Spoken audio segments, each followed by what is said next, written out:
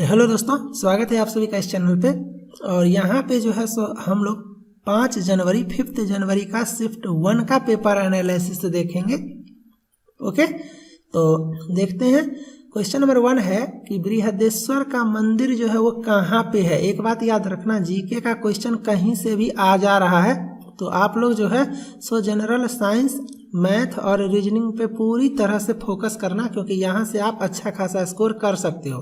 और जीके जितना भी शिफ्ट हो रहा है ना, सारे का क्वेश्चन का कम से कम एक बार एनालिसिस देख लो, और कुछ इंपॉर्टेंट जो बताऊंगा उसको जरूर याद करके जाना, ठीक है। जैसे कि बृहदेश्वर का मंदिर कहाँ है, तो इस क्वेश्चन का आपका आंसर था ऑप्शन के हिसाब से, और राइट आंसर भी होगा तंजावुर। और कभी कभी ये भी पूछा जाता है कि अगर आपको ये जगह नहीं दिया रहेगा, मान लो स्टेट दिया रहेगा, तो स्टेट का आंसर हो जाएगा आपका तमिलनाडु।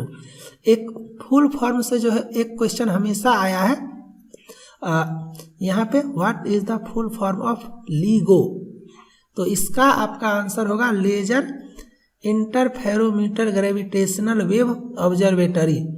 ओके, और कहीं कहीं पे कोई बोला है जो लीफो, तो लास्ट इन फर्स्ट आउट। तो आप नोटिस कर रहे हो कि कंप्यूटर से भी फुल फॉर्म का 2 क्वेश्चन कम से कम हर एक शिफ्ट में आ रहा है, तो फुल फॉर्म आप लोग कर लेना। ओके, लिस्ट ऑफ सीईओ का, बैंक का हेडक्वार्टर कहाँ है, किस बैंक का कौन सीईओ है, कौन सा गवर्नमेंट ऑर्गेनाइजेशन का चेयरपर्सन का क्या नाम है, और आपका जो इंडिया का अलग अलग स्टेट है उसका सीएम और गवर्नर, ये सब आपका फिक्स है। अगर आप अच्छे से कर लोगे तो 4 से 5 नंबर आप इसी टॉपिक से उठा सकते हो, तो इसको आप लोग देख लेना।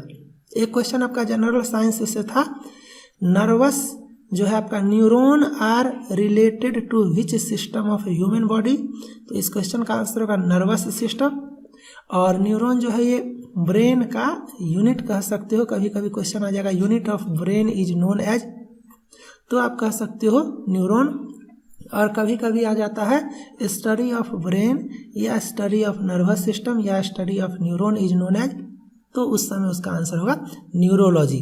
तो ये सब आपको पता होना चाहिए। देखो यहाँ पे फिर से फुल फॉर्म का क्वेश्चन आया है, CSS का full form the cascading style sheet, ठीक है। ऑप्शन रिजेक्शन मेथड भी यहाँ पे आप लोग यूज कर सकते हो।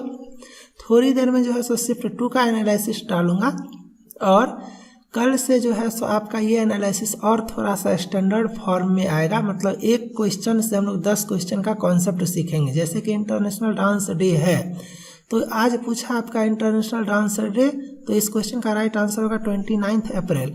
लेकिन इसके साथ साथ क्या करेंगे हम लोग, सारा का सारा इंपॉर्टेंट डे जो है वो भी देख लेंगे, तो इससे क्या होगा आपका प्रिपरेशन थोड़ा सा अच्छा हो जाएगा। यहाँ पे देखो बुक्स एंड ऑथर से एक क्वेश्चन आपका आया हुआ है, author of shades of saffron, इस बुक का ऑथर कौन है, तो ये सबा नाकवी, तो इस क्वेश्चन का ये आंसर हो गया। देखो यहाँ पे गोवा का चीफ मिनिस्टर पूछा गया है, और एक जगह मिजोरम का शायद गवर्नर का नाम पूछा है, मतलब चीफ मिनिस्टर और गवर्नर से आपका 2 क्वेश्चन आया है।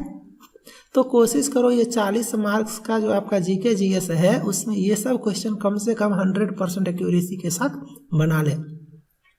तो आप सभी लोग क्या करना, चीफ मिनिस्टर और गवर्नर का नाम याद करके एग्जामिनेशन हॉल में जाना।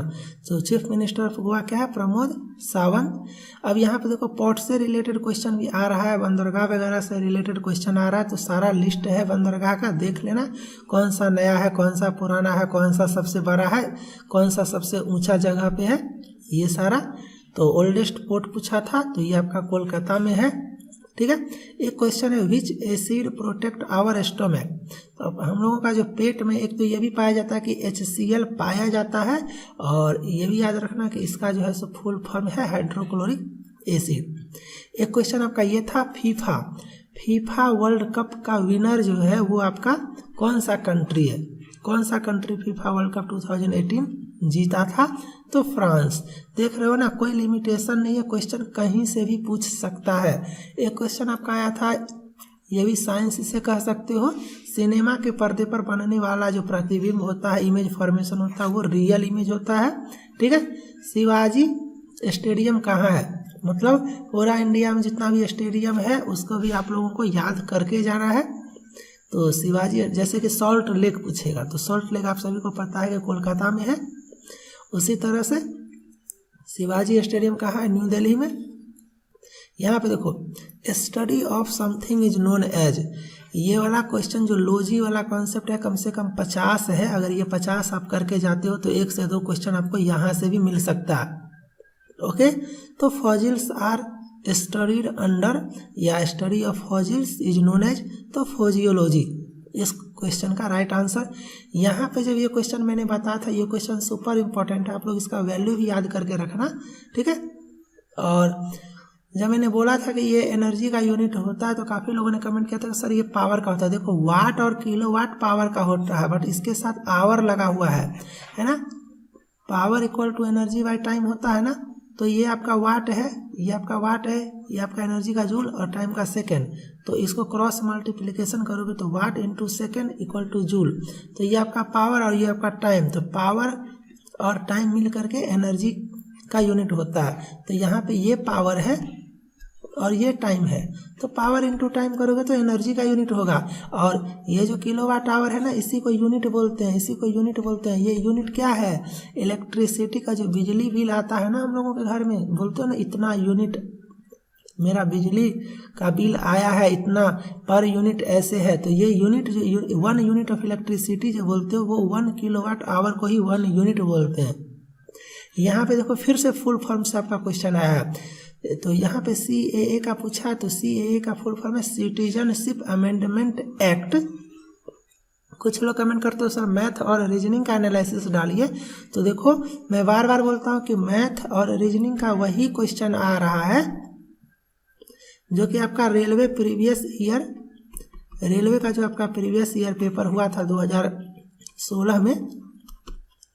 तो इसमें जैसे कि मान लो मैथ का 30 क्वेश्चन था और रीजनिंग का 30 क्वेश्चन है, तो अगर आप ये 30 क्वेश्चन करके जाओगे ना एग्जामिनेशन हॉल में और ये 30 क्वेश्चन रीजनिंग का, तो आप एक भी क्वेश्चन जो है उसे एग्जामिनेशन में नहीं छोड़ोगे। सेम कॉन्सेप्ट रिपीट हो रहा है। जितना क्वेश्चन प्रॉफिट लॉस से है, जितना क्वेश्चन CISI से है, जितना क्वेश्चन स्पीड वेलोसिटी से, मतलब अगर आपको ये अच्छे से हो जाता है तो आप वहाँ पे अच्छा कर सकते हो, ठीक है। तो इसीलिए मैं बार बार बोलता हूँ कि प्रीवियस ईयर से बेस्ट प्रैक्टिस कुछ नहीं होता है, खास करके मैथ, रीजनिंग और जनरल साइंस का। ओके, तो आप लोगों को अभी भी बता दे रहा हूँ, अभी 3 महीना एग्जाम चलने वाला है, मार्च लास्ट तक एग्जाम चलने वाला है। डिस्क्रिप्शन में एक ऐप का लिंक है, उस ऐप को आप लोग डाउनलोड कर लो और वहाँ पे test series NTPC test series available है, जो कि प्रीवियस ईयर के हिसाब से ही है।